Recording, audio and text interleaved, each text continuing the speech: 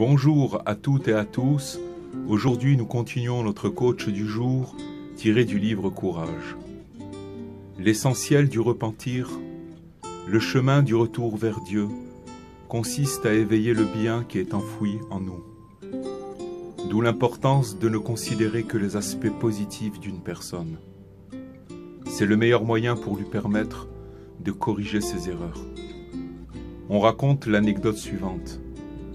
En sortant de la synagogue un beau Shabbat matin, Rav Levi Yitzhak de Berdichev rencontra un juif qui arpentait la rue principale avec un cigare à la bouche. Le juste, qui était connu pour être l'avocat du peuple auprès de Dieu, ne s'affola nullement du spectacle. Il s'approcha du mécréant et lui demanda aimablement « Sais-tu, mon enfant, que c'est Shabbat aujourd'hui ?» « Bien sûr, répondit l'homme.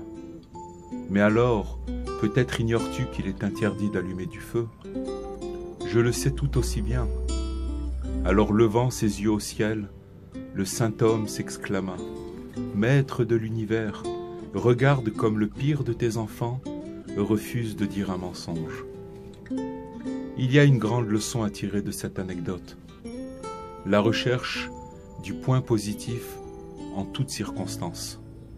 Le rabbi n'a pas pardonné la transgression du Shabbat. Il ne l'a pas non plus minimisé. Il a simplement cherché quelque chose de bon dans cet homme, dans cette situation. Employée de cette façon, l'indulgence n'est plus une faiblesse, mais une force, un génie qui permettra de sauver des situations que la rigueur aurait condamnées. Au chapitre 282 du Likutei Moharan, Rabbi Nachman nous recommande la même attitude et de façon systématique. Même si tu constates que l'homme est complètement perverti, juge-le du bon côté.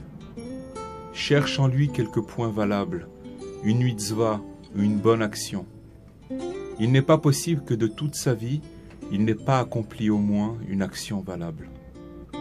Cet enseignement se nomme Azamra, je chanterai.